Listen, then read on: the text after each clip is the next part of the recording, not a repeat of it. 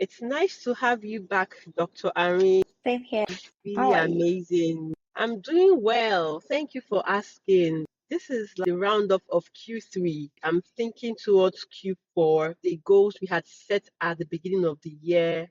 Just bringing myself to a point of reflection to seeing how well I succeeded in my plans I had for 2024. Absolutely. It's that time of the year when people reflect and make plans for the next year, usually during Q4. Because for reflection. I realize many people don't even know what the Qs mean. For those that are listening and like, what is Q about? Q means quarter. So in a year, we have 12 months, and every 3 months makes a quarter. In the network here, part of our mentoring experience is what we call goal setting. And so we make the annual goal and we break them into sizable bits that will achieve through the year. And every 3 months, which is a quarter, we evaluate how successful we have been able to achieve these goals. And that's what we mean by Q. And so when we say Q4, we mean that we are starting the last quarter of the year, October, November, and December. Yeah, absolutely. Because Jimmy, it's amazing how you broke the cues down. Because I remember when we started setting goals for the quarters of the year, that was when I came to this realization of how much it is important to maximize each quarter of the year, such that at the end of every quarter, you're able to look back and be like, okay, this is what I've achieved. It makes it easier for you to achieve your bigger goals when you've broken them into smaller goals across the quarters. And since we started doing that, I've seen a lot of improvement in my own journey. Yes, exactly. You know, before this started in my life, I was the chief procrastinator. And people don't believe when I say that. They're like, oh, Jimmy, no, not you. I saw research not too long ago that across professionals, medical doctors were the highest for procrastinating. And I was like, really? But at that point, I now realized that, well, I was in that population. If they probably did a sample when I was a procrastinator, really, and I decided to research a little bit deeper to why will medical doctors be the greatest procrastinators. I also saw in that article that medical doctors don't set goals. And I was like, wow, interesting. And you know what I found out? Most of our life and career, we've had goals already set for us from Yeah. medical school, really. We spent the first 6, 7 years of our lives running goals that were set for us. This is the time you're going to graduate from medical school. These are the prerequisites you must complete and pass before you get conferred as a medical doctor. And so we lived that life literally till we graduated. And then when we graduated, we had another set of goals through residency, another 6, 7 years, which we also committed our lives to and built our lives around. So at the end of the day, when you're now in your late 30s or 40s, you've lived a life of goals set for you already by the medical boards, and you've built every other area of your life around those goals. So for you, you don't even care anymore. Your life is pretty much planned.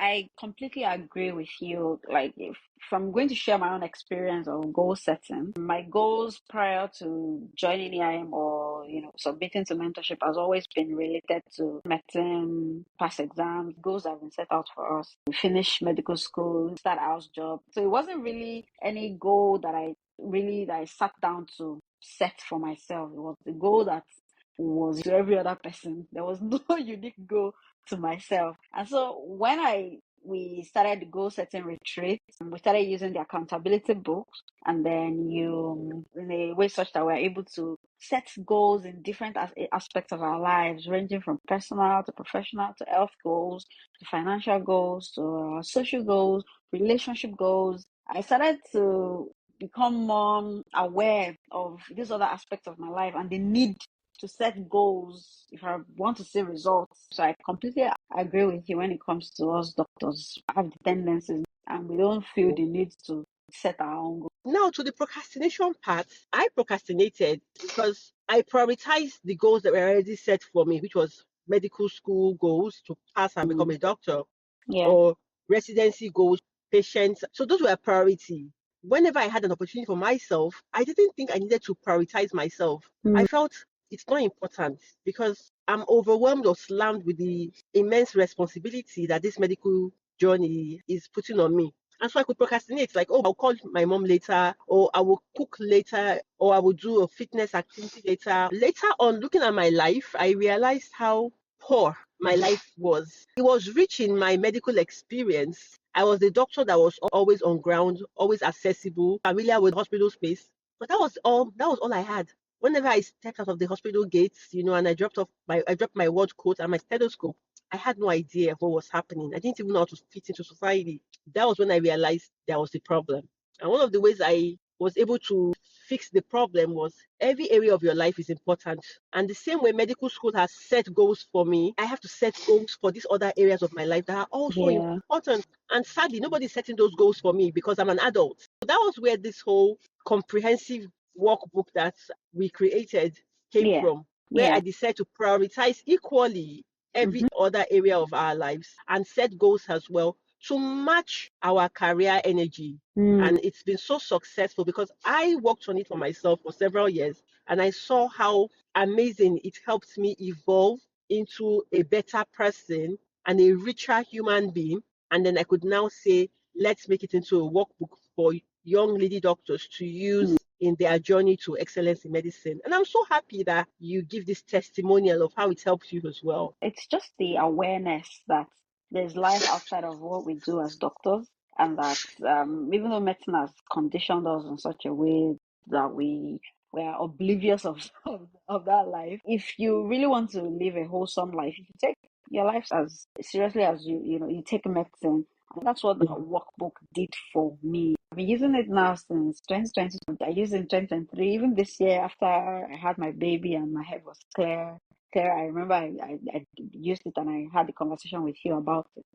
Then one thing that the accountability book also has is dividing your goals into quarters, just in line with the quarters that we're talking about. So it has this Q1, what did you achieve? And then you do an appraisal of what you've achieved, what you learned, and then Q2, Q3, Q4. So it's just amazing. Yes, interestingly as well, there's a way that goals were, I would say, scientifically designed to be set that Mm. assures you of success. So many people that determine, "Oh, let me now write my goals or set my goals," why they get discouraged along the way is because they don't set the goals the way it should be set or the way it should be written. And the biggest thing I would say is accountability. Most people cannot achieve their goal sets because they don't have some form of accountability towards their goals. Medical school gave us that accountability with the whole timetable structures, the testing, the exams, the penalties and the punitive measures for not meeting a percentage of attendance, or things that made you have to study and Yeah. delay gratification so that you Mm-hmm. became a doctor on time. But once you are out of medical school, nobody's holding you accountable. And you finally Nobody. feel that sense of, I'm free from being pushed around or told what to do. For the past Yeah. number of years you've spent in your journey. Absolutely. Crossed my mind when you talked about accountability. What's the point of setting goals if you're not going to be accountable to someone about the goals? What's the point? Using my 30-day challenge that I just completed today as an example. One thing that I would say kept me on track was the accountability. And I'm very grateful for the day you called me and you were like, oh, post. I wasn't even going to do anything, but the energy you gave me just kept me going. From my experience of goal setting, being accountable and just running through my goals and what you tell us in the inner circle, accountability is integral to you achieving your goals. If you think by your own strength, you would, achieve all your goals. You cannot be 100% motivated. You need to feed off of people's energy. And that's what accountability does. Yeah, I love how you said it. Like, now, I'm not saying Mm. that it's impossible for you to hold yourself accountable, but just imagine if you had, as you said, human beings who are as motivated as you, who Mm. are, pushing you and cheering you on and Mm. have similar vibes. And this is all the time we have. Thank you so much for listening to this episode. Please like, subscribe, share, and turn on notifications for the next episode. We love feedback. Please let us know if you have any other topics you want us to discuss. And until the next episode, remember you are a speck.